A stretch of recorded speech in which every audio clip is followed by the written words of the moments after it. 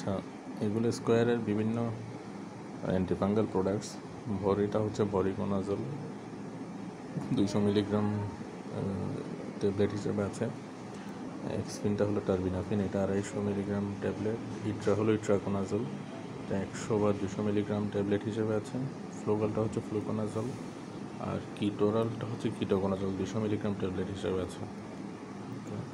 আর নিচেরগুলো হলো topical antifungal, ওদের বিভিন্ন টপিক্যাল অ্যান্টিফাঙ্গাল, যেমন ললিটপ হচ্ছে ললিকোনাজল, ফানজিডাল সেটা হচ্ছে মাইকোনাজল আর হচ্ছে হাইড্রোকোটিসন, বিটামিসন সিএলটা হচ্ছে ক্লট্রিমাজল আর বিটামিথাসন।